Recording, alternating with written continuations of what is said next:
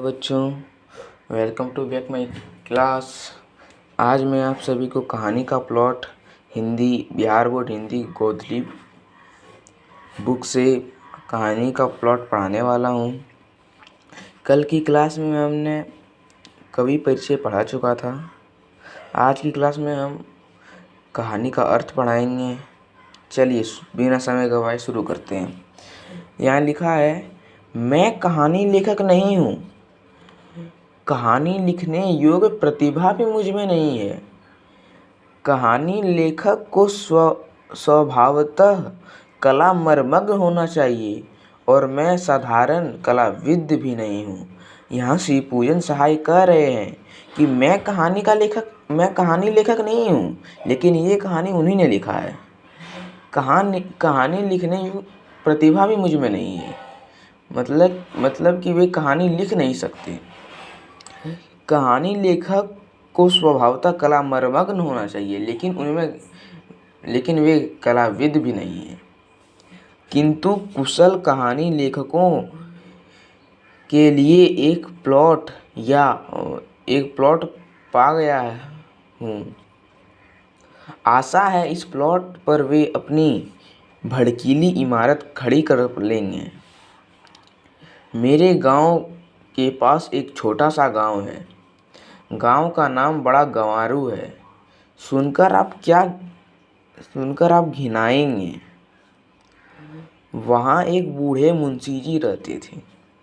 अब वह इस संसार में नहीं है।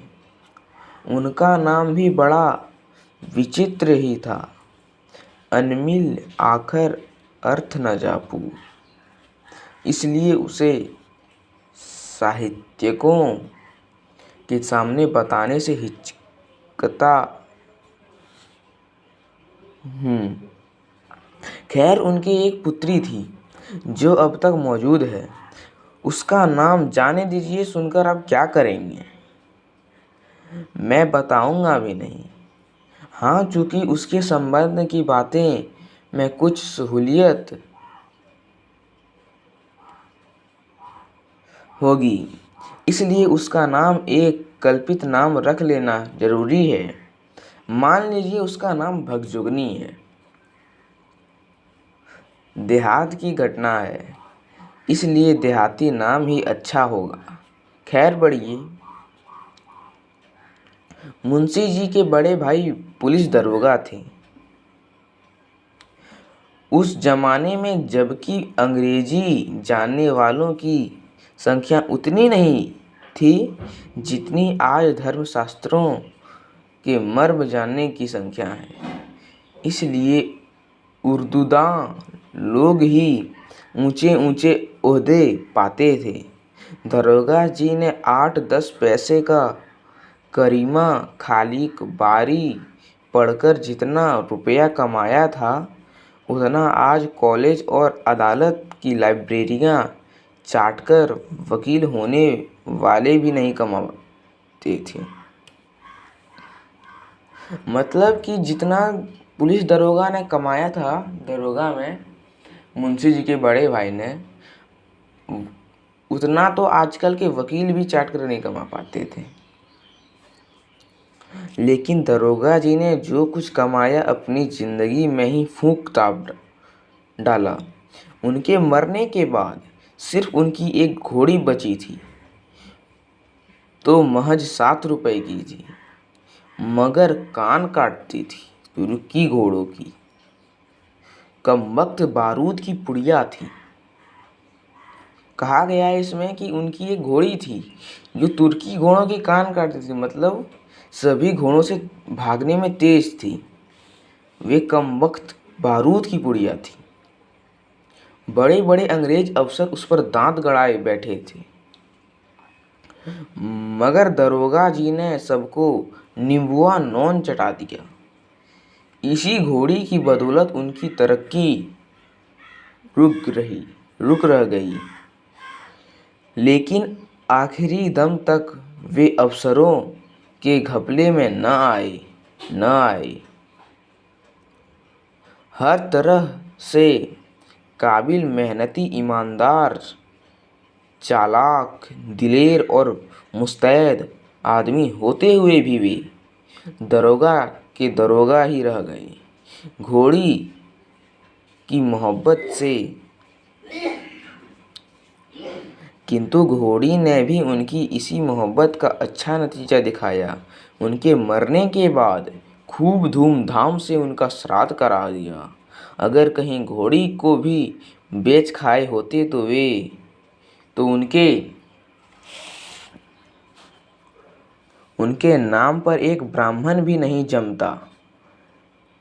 एक गौरे अफसर के हाथ खासी रकम पर घोड़ी को ही बेचकर मुंशी जी अपने बड़े भाई से ऋण हुए। दरोगा जी के ज़माने में मुंशी जी ने भी खूब घी के दिए जलाए।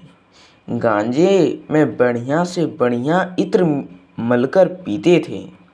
चिल्लम कभी ठंडी नहीं होने पाती थी। 1 जून 32 बटेर और 14 चपातियाँ उड़ा जाते थे। नथनी उतारने में तो वे दरोगा जी के भी बड़े भैया थे। हर साल एक नया जलसा हुआ ही करता था।